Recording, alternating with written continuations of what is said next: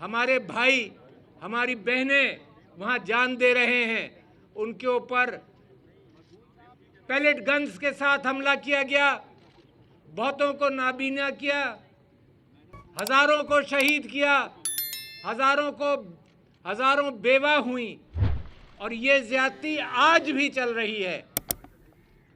अक़वाम मुत्तहिदा ने मेरे कश्मीरी भाइयों और बहनों से वादा किया था कि हक़ रायदही का हक़ है आपके पास, इस्तेमाल होगा, मगर वक्त के साथ साथ दुनिया खामोश होने लगी। मगर मेरा कश्मीरी खामोश नहीं हो सका। पैदा होता है, आज़ादी की बात करता है, पैदा होता है, वो जुल्म के ख़िलाफ़ खड़ा हो जाता है।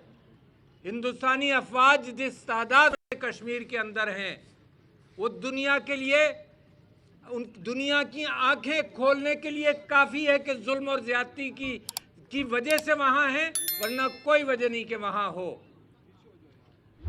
पाकिस्तान की तरफ जो आज़ाद कश्मीर का हिस्सा है, वहाँ को पुरअमन आपने हमेशा देखा। मीडिया आज़ाद है जाने के लिए। पाकिस्तान ने एहतमाम किया कि डिप्लोमेट्स को ले जाकर दिखाएं कि कितनी आज़ादी के साथ लोग रहते हैं, और मकबूजा इलीगली ऑक्यूपाइड हिंदुस्तान की तरफ से ऑक्यूपाइड कश्मीर में मीडिया को नहीं जाने देते। बहाने से कर्फ्यू लगता है, वहाँ पर लोग आज़ादी की आवाज़ और आज़ादी का झंडा फिर भी उठाते हैं। और मैं अपने कश्मीरी भाइयों को ये कहना चाहता हूँ कि हम आपके साथ हैं, हम आपके साथ रहेंगे। जब तक कश्मीर आज़ाद नहीं होगा, पाकिस्तान का कोई फर्द चैन से नहीं बैठेगा। कश्मीर बनेगा, कश्मीर बनेगा।